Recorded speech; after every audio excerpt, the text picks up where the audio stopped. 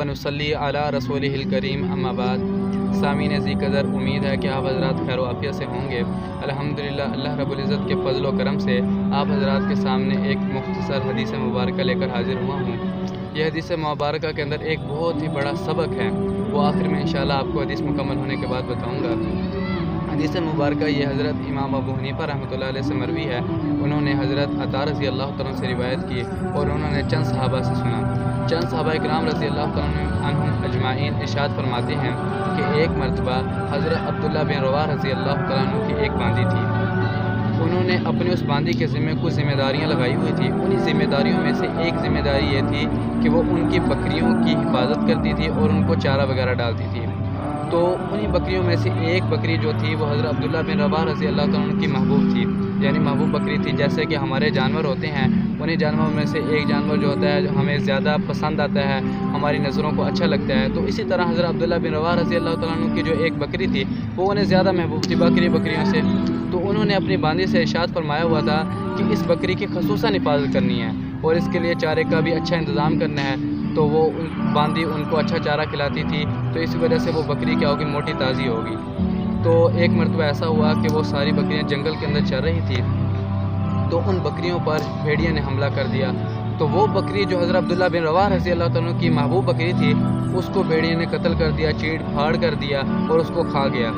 तो जब ये बांदी ने बात हज़रत अब्दुल्लाह बिन रवाह रज़ी अल्लाह तआला के सामने अर्ज़ की तो उनको बहुत गुस्सा आया, क्योंकि वो उनकी महबूब बकरी थी।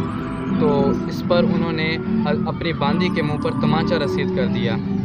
तो जैसे तमाचा रसीद किया उसके बाद वो बहुत गमगीन हुए और उनको बहुत सदमा लायक हुआ अपने इस रवैये पर। तो उन्होंने ये वाक़या नबी करीम सल्लल्लाहु अलैहि वसल्लम के सामने जाकर पेश किया कि या रसूलल्लाह इस तरह बात हुई है। तो नबी करीम सल्लल्लाहु अलैहि वसल्लम ने इरशाद फरमाया, ए अब्दुल्लाह बिन रवाह, आपने एक मोमिना बांदी के मुँह पर तमाचा मारा है। तो उन्होंने फरमाया, या रसूलल्लाह वो तो मोमिना नहीं है, वो तो हबशिया है। तो नबी करीम सल्लल्लाहु अलैहि वसल्लम ने उस बांदी को बुला भेजा, यानी उस बांदी को बुलवाया। जैसे वो बांदी हाज़िर हुई, नबी करीम सल्लल्लाहु अलैहि वसल्लम ने उस बांदी से पूछा, अल्लाह रब्बुल इज़्ज़त कहाँ है, ऐन अल्लाह? तो उस बांदी ने कहा, फिस समा, आसमान में। तो नबी करीम सल्लल्लाहु अलैहि वसल्लम ने दोबारा पूछा, मन अना, मैं कौन हूँ? तो उस बांदी ने फरमाया, आप अल्लाह के रसूल हैं। तो नबी करीम सल्लल्लाहु अलैहि वसल्लम ने इरशाद फरमाया कि ये मोमिना बांदी है। करीम सल्लल्लाहु अलैहि वसल्लम ने इरशाद फरमाया, ए अब्दुल्लाह बिन रवाह, इसको आज़ाद कर दो। तो हज़रत अब्दुल्लाह बिन रवाह रज़ी अल्लाह तआला अन्हु ने उस बांदी को आज़ाद कर दिया।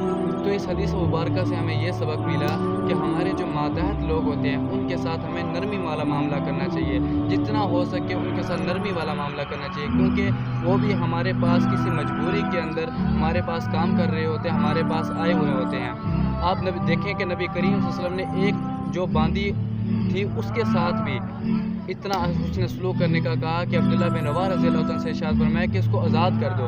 लेकिन आज के इस दौर में हम क्या करते हैं कि हमारे सामने जो मातहत लोग होते हैं, हमारे घरों के अंदर नौकरानियाँ काम करने वाले होते हैं, इसी तरह हमारे खादिम होते हैं, तो हम उनके साथ कैसे बुरे बुरे सलूक करते हैं, कैसे कैसे ज़ुबान के साथ उन्हें गलीज अल्फाज कहते हैं। हम इतने अल्फाज कह जाते हैं कि हमें इस बात का अंदाज़ा भी नहीं होता हमने क्या बोला है। तो इस हदीस मुबारक से ये सबक हासिल कर दो, मेरी और आपकी ये ज़िम्मेदारी है कि हम इस हदीस मुबारक को ज़्यादा से ज़्यादा शेयर भी करें और इस हदीस पर अमल करने की कोशिश करें और अपने जो मातहत लोग हैं उनके साथ अच्छा सलूक करें, ताकि अगर कोई भी हमारे साथ मामला करे तो उसे खुशी मिले कि मैं इस बंदे के तहत काम कर रहा हूँ, मातहत काम कर रहा हूँ। वमा अलैना इल्लल बलागुल मुबीन।